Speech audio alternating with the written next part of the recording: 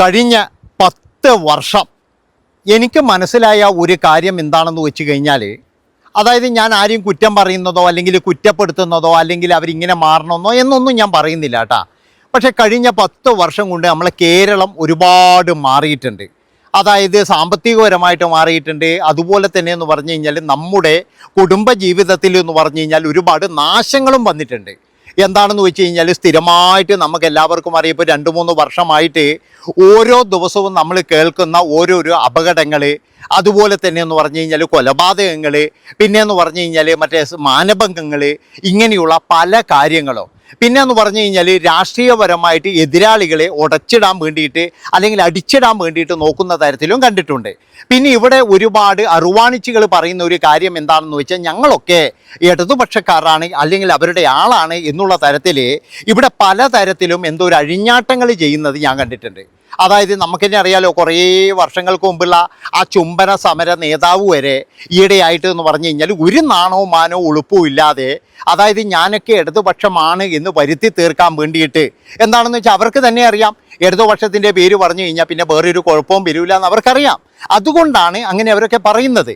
അപ്പം അതുപോലെ നമ്മുടെ നാട്ടിൽ വന്നിട്ട് കഴിഞ്ഞ ഒരു 10 വർഷത്തിനിടയിൽ എന്തെങ്കിലും ഒരു പ്രശ്നം ഉണ്ടെങ്കിൽ ആ പ്രശ്നത്തിൽ അപ്പോൾ തന്നെ എന്ന് പറഞ്ഞാൽ ഒരു എന്താ പറയുക, നമുക്ക് ഭയമാണ്, ആർക്കും മിണ്ടാൻ കഴിയില്ല. അതായത് ഒരുത്തി ഇങ്ങനെയെന്ന് പറഞ്ഞു കഴിഞ്ഞാൽ തുണി അഴിച്ച് അവിടെ ആടുന്നുണ്ടെങ്കിൽ ഒരാൾക്ക് പോലും ഒരു കമൻറ്റ് പോലും പറയാൻ കഴിയില്ല. കമൻറ്റ് പറഞ്ഞു കഴിഞ്ഞാൽ പിന്നെ അവൻ സദാചാര അമ്മാവനായി, അവൻ സദാചാരവാദിയായി. അവനെ പിന്നീട് കാണുന്നത് ചിലപ്പോഴെന്ന് പറഞ്ഞു കഴിഞ്ഞാൽ ലോക്കപ്പിലായിരിക്കും. കാരണം എന്താ അറിയുക, ആ തുണിയഴിച്ചാട്ടക്കാർ പറയും എന്നെ അപമാനിച്ചു എന്ന് പറയും. അതാണ് മനസ്സിലാക്കേണ്ടത്. അപ്പം അങ്ങനെയൊക്കെയുള്ള ഒരു 10 വർഷത്തിനിടയിൽ ഒരുപാട് കേസുകൾ നമ്മൾ കണ്ടിട്ടുണ്ട്. എന്തിനധികം പറയുന്നു, ഈ അടുത്ത് പിന്നെ മരിച്ചുപോയ ദീപക് എന്ന് പറയുന്ന ആ ഒരാൾ വരെ ഒരു എരിയല്ലേ ശരിക്കും പറഞ്ഞാൽ. ആ ഒരു സ്ത്രീ പോയിട്ട് അപ്പോൾ തന്നെ എന്ന് പറഞ്ഞു കഴിഞ്ഞാൽ ആ സോഷ്യൽ മീഡിയ ഓണാക്കി കേസ് കൊടുക്കും എന്നൊക്കെ പറഞ്ഞ് ഭീഷണിപ്പെടുത്തിയോണ്ട് അയാളങ്ങ് പോയി കിട്ടി. ഏതായാലും അവൾ കുറച്ച് ദിവസം ജയിലിൽ കിടന്നിനി, അതൊരു നല്ല കാര്യം തന്നെയാണ്. പക്ഷേ അപ്പോഴൊന്ന് പറഞ്ഞു കഴിഞ്ഞാൽ അയാൾക്ക് ഭയമാണ്, എൻ്റെ കാര്യം കേൾക്കാൻ ഇവിടെ ആരും ഉണ്ടാവില്ല, നാളെ മുതൽ ഞാൻ ഇവിടെയുള്ള കുറ്റവാളിയാണ് എന്നുള്ള ഒരു ഭയം ദീപക്കിനുണ്ടായത് കൊണ്ടാണ് ആ ഒരു നിമിഷം തന്നെ ദീപക് അങ്ങനെ ചിന്തിച്ചത്. അല്ലെങ്കിൽ എന്ന് പറഞ്ഞാൽ കൃത്യമായിട്ട് നമുക്ക് പറയാൻ ആളുണ്ട്, അല്ലെങ്കിൽ നമ്മൾ പോയി പറഞ്ഞാൽ കേൾക്കാൻ ആളുണ്ട്, ചോദിക്കാൻ ആളുണ്ട് എന്ന് കരുതി കഴിഞ്ഞാലേ ഒരു പ്രശ്നവും ഇവിടെ നടക്കാൻ പോകുന്നില്ല. അപ്പം ഞാൻ പറഞ്ഞു വരുന്നത് എന്താണെന്ന് വെച്ച് കഴിഞ്ഞാൽ, ഇനി വരുന്ന ആ ഒരു ഗവൺമെൻറ്റുകൾ ഇതുപോലെ കേൾക്കാൻ തയ്യാറായിരിക്കണം. കാരണം എന്ന് വെച്ചാൽ പല കേസുകളെന്ന് പറഞ്ഞു കഴിഞ്ഞാൽ ഞാൻ പറഞ്ഞല്ലോ, ഇതുപോലെയുള്ള കേസുകൾ വരാം, കള്ളക്കേസുകൾ വരാം. അതുപോലെ തന്നെ തുണിയഴിച്ചാടുന്നതിനെ നോക്കിയിട്ട് എന്തോ ഇങ്ങനെ നോക്കിപ്പോയിന്ന് പറഞ്ഞിട്ട് അവരെ അപമാനിക്കുന്ന തരത്തിലുള്ള കാര്യങ്ങളൊക്കെ വരാം. ഇപ്പോൾ ഇതിനിടയ്ക്ക് തന്നെ എന്ന് പറഞ്ഞു കഴിഞ്ഞാൽ ഒരു ലൈവ് കണ്ടു. ആ ലൈവിൽ എന്ന് പറഞ്ഞു കഴിഞ്ഞാൽ ഒരു സ്ത്രീ പറയുന്നുണ്ട്, അതായത് അവർ വാ തുറന്നു കഴിഞ്ഞാൽ ഭയങ്കരമായിട്ട് തെറി പറയുന്നതാണ്, നല്ല രീതിയിൽ തെറി പറയുന്ന. അവർ പറയാ, കഴിഞ്ഞ 10 വർഷമായിട്ട് ഞങ്ങൾക്ക് ഒരുപാട് സഹായങ്ങൾ, അതായത് ഞങ്ങളെ എന്തെങ്കിലും ആരെങ്കിലും പറഞ്ഞു കഴിഞ്ഞാൽ ആ നിമിഷം ഞങ്ങൾ കേസ് കൊടുത്തു കഴിഞ്ഞാൽ ആക്ഷൻ എടുക്കുന്ന തരത്തിലുള്ള ഒരിത് വന്നിട്ടുണ്ട്. അതായത് അവരെന്ത് പറഞ്ഞു കഴിഞ്ഞാലും കുഴപ്പമില്ല, അതായത് അവരെന്ത് പറഞ്ഞു കഴിഞ്ഞാലും മറ്റുള്ളവന് അത് ചെയ്തതാണോ അല്ലെങ്കിൽ മറ്റുള്ളതാണോ എന്നൊന്നും നോക്കൂല എന്നുള്ളതാണ് അതിൻ്റെ അർത്ഥം. അങ്ങനെയെന്ന് പറഞ്ഞു കഴിഞ്ഞാൽ പലർക്കും എന്ന് പറഞ്ഞാൽ മിണ്ടാൻ വേണ്ടിയുടെ ഭയങ്കര ഭയമുണ്ടായിരുന്നു, അതുകൊണ്ട് ആരും മിണ്ടിയില്ല. അതിൻ്റെ ഫലമാണ് നമ്മളിന്ന് കാണുന്നത്. എന്താണെന്നല്ലേ, അതായത് കേരളത്തിലേക്ക് ഇഷ്ടംപോലെ മയക്കുമരുന്ന് വന്നിട്ടുണ്ട്. അതിൻ്റെ പിന്നെ പ്രത്യാഘാതങ്ങൾ എന്ന് പറഞ്ഞു കഴിഞ്ഞാൽ ഓരോരോ ആൾക്കാർ കൊല്ലപ്പെടുന്നില്ലേ. എന്തിനധികം പറയുന്നത്, വീട്ടിൽ പോലും അച്ഛനും അമ്മക്കും കിടന്നുറങ്ങാൻ കഴിയുന്നില്ല.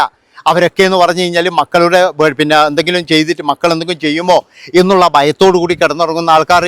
കാരണം ഇവരെയൊക്കെ ഒരു ഇതിൽ സംരക്ഷിക്കുന്നതെന്ന് പറഞ്ഞാൽ ആരാണെന്ന് ഞാൻ പ്രത്യേകിച്ച് പറയണ്ട, ആ ഭാഗത്ത് പിടിപാടുള്ള ആൾക്കാർ തന്നെയാണ്. അതുകൊണ്ടാണ് ഞാൻ പറയുന്നത്, ഇങ്ങനെയുള്ള കാര്യങ്ങൾക്കെതിരെ ശക്തമായൊരു നടപടി എടുക്കണമെന്നാണ് എനിക്ക് പറയാനുള്ളത്. അതുപോലെ തന്നെ എന്ന് പറഞ്ഞു കഴിഞ്ഞാൽ ആ ഒരു മറ്റേ ഒരു കാര്യങ്ങൾ എന്താണെന്ന് വെച്ചാൽ, ഇന്ന് പാർക്കിൽ നമുക്ക് പോകാൻ കഴിയില്ല, അല്ലെങ്കിൽ മറ്റുള്ള സ്ഥലത്ത് പോകാൻ കഴിയില്ല. സ്വാതന്ത്ര്യം എന്ന് പറയുന്ന തരത്തിൽ ഇവർ ചെയ്യുന്ന ചില കാര്യങ്ങളുണ്ട്. അതായത് വളരെ മോശമായ തരത്തിൽ എന്തെങ്കിലും ചോദിച്ചാലോ, ഇത് ഞങ്ങളുടെ സ്വാതന്ത്ര്യമാണ്, ഇത് പണ്ടത്തെ കാലമല്ല. എന്നിട്ട് നമ്മൾ പിന്നീട് കേൾക്കുന്ന എന്താ അറിയുക, ആ പെൺകുട്ടി ഈ മറ്റേത് ചെയ്തു, ഈ പെൺകുട്ടി ഇങ്ങനെ ചെയ്തു. അയ്യോ, ആ പെൺകുട്ടി എന്താ ചെയ്യാൻ കാരണം, അതിന് ഓസ്ട്രേലിയയിൽ ഏതോ ഒരു ആള് പ്രേമം ഉണ്ടായിരുന്നു. അതുപോലെ തന്നെ അവന് ക്യൂ എന്ന് പറയുന്ന മറ്റേ ചൈനയിലൊരു പ്രേമം ഉണ്ടായിരുന്നു. പിന്നെയെന്ന് പറഞ്ഞാൽ നമ്മുടെ ആഫ്രിക്കൻ കൺട്രിയിൽ ഒരു പ്രേമം ഉണ്ടായിരുന്നു എന്നൊക്കെ പറഞ്ഞിട്ട് നമ്മളൊന്നും കേൾക്കാത്ത കുറേ കഥകൾ ഇങ്ങ് വരും. ഉള്ള കാര്യം ഞാൻ പറയാം. ഇതിൻ്റെയൊക്കെ പ്രശ്നം എന്താണെന്നറിയാം. അതായത് ഈ പാർക്കിലും അവിടെ ഇടിയിലും പോയിട്ട് കാണിച്ചു കൂട്ടുന്ന ചില കാര്യങ്ങളിൽ ചിലർക്കൊക്കെ എന്ന് പറഞ്ഞാൽ തെറ്റ് പറ്റും. ആ തെറ്റ് തന്നെയാണ് പിന്നീട് ആ പെൺകുട്ടി ഇരയാകുന്നത്. അതുകൊണ്ടാണ് ഞാൻ പറയുന്നത് ചില കാര്യങ്ങളിലൊക്കെ എന്ന് പറഞ്ഞാൽ സംസാരിക്കുമ്പോഴെന്ന് പറഞ്ഞാൽ ഞാൻ പറയാം എല്ലാ കാര്യങ്ങളും ഒന്നുമല്ല. അതായത് ഒരു ആണും പെണ്ണും അങ്ങനെ ഇരുന്ന് പോയി എന്ന് വെച്ചിട്ട് ഒന്നും സംഭവിക്കുന്നല്ല പറയുന്നത്. പക്ഷേ മിസ്യൂസ് ചെയ്യുന്ന കുറേ കാര്യങ്ങളുണ്ട്. അതൊക്കെ എന്ന് പറഞ്ഞു കഴിഞ്ഞാൽ എന്നാൽ അവർക്കെന്തോ ഒരു വലിയ സന്തോഷം കിട്ടിയ പോലെയായിരുന്നു. കാരണം ഞങ്ങളെ ആരും ചോദ്യമോ ഒന്നും ചെയ്യത്തില്ല, ഞങ്ങൾക്ക് എന്ത് വേണമെങ്കിലും ചെയ്യാം എന്നുള്ള തരത്തിൽ ട്രെയിനിലായാലും പാർക്കിലായാലും. അയ്യോ ഭഗവാനെ, നിങ്ങൾ ആരെങ്കിലും ആ സരോവരം പാർക്ക് പോയിട്ടുണ്ടാ? എൻ്റെ കുഞ്ഞുമക്കളെ ഞാൻ ഒരു കൊല്ലമായി എന്നിട്ട് ഒരു കൊല്ലം മുമ്പ് വിചാരിക്കാൻ പോയതാണ്. അന്ന് ശരിക്കും പറഞ്ഞു കഴിഞ്ഞാൽ നാണിച്ചു പോയിന്. നമുക്കൊന്നുമില്ലേ ഫാമിലിയിൽ നിന്നും കൂട്ടി നടക്കാൻ പറ്റില്ല. കുട്ടികളോടൊക്കെ നമ്മൾ ഒരുപാട് കാര്യങ്ങൾ പറയേണ്ടി വരും. അവിടെ അപ്പോഴാരോ പറഞ്ഞൊരു കാര്യമുണ്ട്, ഇവിടെ കുട വിറ്റിട്ട് നന്നായ ആൾക്കാരുണ്ട്. എന്താ അറിയുക, ഈ കുടേൻ്റെ ഉള്ളിൽ മറ്റേ പരിപാടിയാണ്. അതുപോലെ തന്നെ നമ്മൾ സെലിബ്രേറ്റ് മിഞ്ഞാന്ന് പറയുന്നത് കേട്ടല്ലോ. ഇവിടെ വീണ്ടും എന്ന് പറഞ്ഞു കഴിഞ്ഞാൽ ഇതന്നെ വരും. അതുകൊണ്ട് എന്ന് പറഞ്ഞാൽ ഞങ്ങൾക്ക് വലിയ കാര്യമാണ് എന്ന്. എന്താ കാര്യം വേറെ ഒന്നുമല്ല, അവർക്ക് ഭയങ്കര സപ്പോർട്ട് ചെയ്യുന്നുണ്ടോ ഇല്ല. എന്താ സപ്പോർട്ട് എന്ന് എനിക്കറിയില്ല. അല്ലാതെ എന്തെങ്കിലും ഒരു നല്ല കാര്യത്തിന് വേണ്ടിയിട്ടുള്ള സപ്പോർട്ടാണോ? ഒന്നുമല്ല. അവർ പറയുന്നത് എന്താണെന്ന് വെച്ച് കഴിഞ്ഞാൽ ഇതാ ഇങ്ങനെ വന്ന് ആടുന്നത്, ഇതൊക്കെയാണ് അവർ പറയുന്ന സപ്പോർട്ടുകൾ. അപ്പോൾ ഞാൻ പറഞ്ഞു വരുന്നത് എന്താണെന്ന് വെച്ച് കഴിഞ്ഞാൽ ഇങ്ങനെയുള്ള അരാജകത്വങ്ങളും അതുപോലെ തന്നെ നമ്മുടെ നാട്ടിൽ നടക്കുന്ന അച്ഛനമ്മമാർക്കെല്ലാം ഭയമില്ലാതെ നടക്കാൻ കഴിയണം. ഇപ്പോഴതല്ല സ്ഥിതി. ഇപ്പോഴെന്ന് പറഞ്ഞു കഴിഞ്ഞാൽ എന്താ ചെറിയൊരു പ്രശ്നത്തിന് ഇപ്പോൾ 2-3 ദിവസം മുമ്പ് എന്തോ അച്ഛനും മകനും തമ്മിലുള്ളൊരു വാക്കേറ്റാണ്. അതിൽ മകൻ ഒരു കസേരയെടുത്ത് അച്ഛനെ അടിച്ചു. ആ അച്ഛനങ്ങ് പോയി. അവൻ്റെ വിവാഹ വാർഷികം ആഘോഷിച്ച് അവൻ്റെ ഭാര്യ ഗർഭിണിയാണ്. ഇനിയിപ്പോൾ ആയുഷ്കാലം മുഴുവൻ ജയിലിൽ കഴിയാം. അതുപോലെ തന്നെ എന്ന് പറഞ്ഞാൽ ജയിലൊന്നും ജനങ്ങൾക്ക് പേടിയില്ലാത്തൊരു സ്ഥലമായി.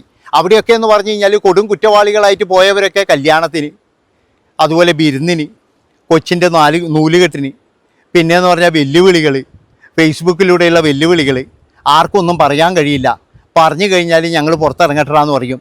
അങ്ങനെ ഭയന്നുകൊണ്ടുള്ള ഒരു ജീവിതമാണ് ഇവിടെ ജനങ്ങളൊക്കെ ജീവിക്കുന്നത്. ഉള്ള കാര്യം എന്താ പറയുന്നതിന്, ഇതെല്ലാവരും മനസ്സിലുള്ള കാര്യമാണ്. ആ മനസ്സിലുള്ളതാണ് മൊത്തത്തിൽ നമ്മൾ കണ്ട ഒരു മാറ്റങ്ങൾ എന്ന് ഞാൻ പറയുന്നുള്ളൂ. എനിക്ക് മനസ്സിലായ ഒരു കാര്യം അതാണ്. നമ്മൾ എത്ര നാൾ ഒരു മനുഷ്യനെ പേടിപ്പിച്ച് നിർത്തും? അങ്ങനെ പേടിപ്പിച്ച് നിർത്തി കഴിഞ്ഞാൽ തന്നെ ഒരു ദിവസം അവൻ പൊട്ടിത്തെറിക്കും. അതായത് ജനങ്ങൾക്കൊക്കെ എന്ന് പറഞ്ഞു കഴിഞ്ഞാൽ ഭയങ്കര വിഷമത്തിലാണ് അവർ. എങ്ങനെ ജീവിക്കണം, എങ്ങനെ മുന്നോട്ട് കൊണ്ടുപോകണം ഓരോ ദിവസവും എന്നുപോലും അറിയാതെ ഇങ്ങനെ കഷ്ടപ്പെടുന്ന ആൾക്കാരാണ്. അപ്പോൾ അവർക്കൊക്കെ ഒരു വെളിച്ചം കിട്ടുമോ അല്ലെങ്കിൽ ഒരു മാറ്റം ഉണ്ടാകുമോ എന്നൊക്കെയാണ് എല്ലാവരും വിചാരിക്കുന്നത്. അതുകൊണ്ട് ഇനിയെങ്കിലും എനിക്ക് പറയാനുള്ള തിരഞ്ഞെടുക്കപ്പെട്ടവരോട് അഹങ്കാരം, ആ ഒരു കാര്യം നിങ്ങൾ കൃത്യമായിട്ട് മാറ്റി വെച്ചേ മതിയാവൂ. അതായത് അഹങ്കാരികളൊന്നും ഇതുവരെ കുറേ കാലം എന്ന് പറഞ്ഞാൽ ജയിച്ചിട്ടുണ്ടാകും, പക്ഷേ പിന്നീട് ജയിക്കാൻ പോകുന്നില്ല. അഹങ്കാരം തന്നെയാണ് മനുഷ്യൻ്റെ നില തെറ്റിക്കുന്നത്. പലരും പലരോടും ചെയ്ത അഹങ്കാരങ്ങൾ, അതുപോലെ തന്നെ എന്ന് പറഞ്ഞു കഴിഞ്ഞാൽ തോന്നിയ പോലെയുള്ള വർത്താനങ്ങൾ, പിന്നെന്ന് പറഞ്ഞാൽ വീട്ടിൽ പോടാ എന്ന് പറയുന്നതടക്കമുള്ള വർത്താനങ്ങൾ, അതൊന്നും ഒരാളോട് പോലും പറയാൻ പാടില്ലാത്തതാണ്. പിന്നെ ഞാൻ പറഞ്ഞല്ലോ, കേരളം ഭരിക്കുന്നത് രാജാക്കന്മാരല്ല, കേരളം ഭരിക്കുന്നത് ജനങ്ങളാൽ തിരഞ്ഞെടുത്ത ആൾക്കാരാണ്. പക്ഷെ ഇവിടെ ഓരോ കൂട്ടം ആൾക്കാർ എന്ന് പറഞ്ഞു കഴിഞ്ഞാൽ ഓരോ ആൾക്കാരും എനിക്ക് തോന്നുന്നത് മറ്റേ അങ്ങനെ കൃത്യമായിട്ടെന്ന് പറഞ്ഞു കഴിഞ്ഞാൽ പറ്റിച്ചിട്ടുണ്ട്. എന്താ അറിയാം, നിങ്ങളാണ് രാജാവ്, നിങ്ങളാണ് രാജാവ് എന്നൊക്കെ പറഞ്ഞിട്ട്. അതുകൊണ്ട് എൻ്റെ പൊന്നു മക്കളെ, ഇനിയെങ്കിലും നമുക്ക് നാളെ മുതൽ അല്ലെങ്കിൽ ഒരു 5 വർഷത്തേക്ക് നമുക്കൊന്ന് വിലയിരുത്താൻ വേണ്ടിയിട്ട് കിട്ടിയൊരു അവസരമാണ്. നമ്മളത് മറ്റേവർ കൃത്യമായിട്ട് ഉപയോഗിക്കുക, അതുപോലെ തന്നെ നമ്മൾ വിലയിരുത്തുക. അത് കഴിഞ്ഞ് അടുത്ത വർഷം നമുക്ക് വീണ്ടും നോക്കണം എന്താവുന്നു. നന്ദി, നമസ്കാരം.